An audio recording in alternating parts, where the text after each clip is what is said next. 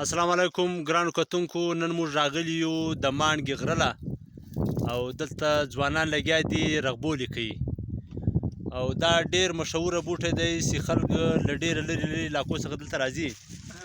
دا ملګری لګیا دی رغبولې کوي. دا رغبولې بوټی دی او دا یې شاپر ډک کړی دی او دا وطن په ډک دی. دا ګوره دا کشني کشني بوټي خلک پر پکنیکانو راځي. دا رغبولې بوټی دی. اشر ته ماته دا ووایه چې دا له څو ټیمه ته دا رغبولې کوئ؟ یاره دا تقریبا چې موږ ډېر کوچني وو چې موږ په یاد کېږي زموږ بابا دوی یا دې دوی دلې ګوره له ډېر کوچنیوالي څخه مطلب دا دغه را روان دی. تر موږ به مخکې هم خلکو کړي نو پخوانیانو به هم کړي خو موږ هم دا دی اوس په عادت یو. له ډېره ټایمه دلې راځو. اشه دا د څه علاج لري؟ دا د معدې لپاره ډېر ښه دي. اصل کې د معدې لپاره واحده علاج دی. البته چې احتیاط سره که کم خوري نو دا نو لږ غاړې هم خرابوي. غاړې خرابوي خو د معدې لپاره واحده علاج دی. خو پکنیک هم پر کېږدي. پکنیک لپاره هم ستړی مه شې ګلبدو.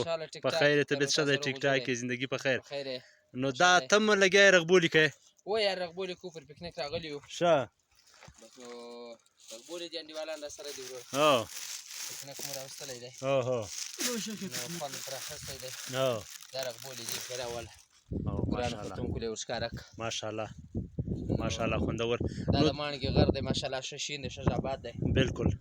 او نو دا د معدې علاج دی په دې کې؟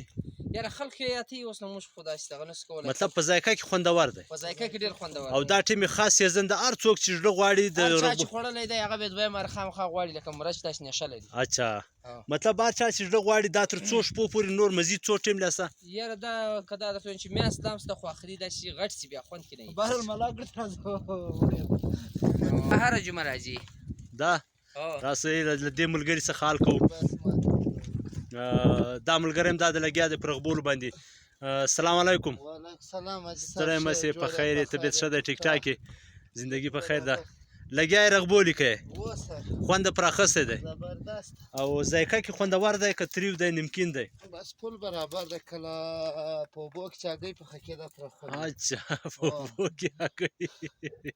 ښه مطلب د صحت لپاره بهتره شی دی. زبردست زه کور مودان کور مودان ته یې راغلي یاست او پکنیک خوند کوي هر ټیم؟ شپه مې د دې په دې غره کې ورته کړې ده ځوانان. سرجي دا به داسې خوري. دا رغبولې دي. ماشاءالله ماشاءالله الله چې په کمنټ کې درته خرې ماشاءالله ماشاءالله. تیج زه درله یا مال نه ته ګړد خوري.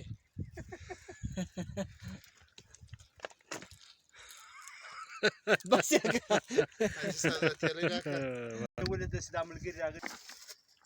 السلام علیکم ګرانو کتونکو ته یې ولې داسې دا ملګري راغلي دي؟ د رغبول پکنیک یې کړی دی. د مانګې غر دی او وطن ښکلا لري. بوټي شنه دي، رغبولې سوي دي او انشاءالله ان قریب په له دې فورا بعد یو بل پورشن شروع کېږي چې هغه زنکۍ زیره او زیره هم بې انتها په زور سوي ده.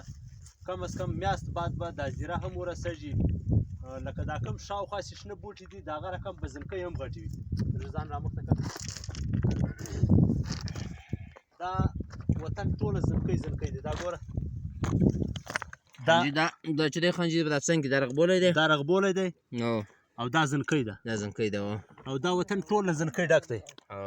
انشاءالله ان قریب یوه میاشت بعد به دا وطن ګرد له زیرې ډکي.